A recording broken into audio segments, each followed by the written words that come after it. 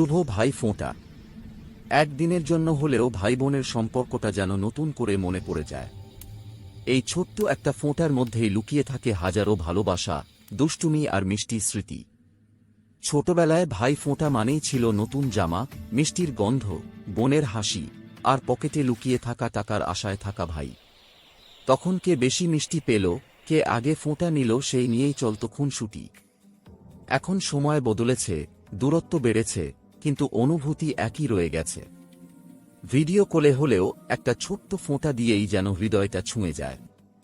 ভাই ফোঁটা শুধু একটা রীতি নয়, এটা প্রতিজ্ঞা, ভালোবাসা আর সুরক্ষার বন্ধন, বোনের আশীর্বাদ আর ভাইয়ের প্রতিশ্রুতি।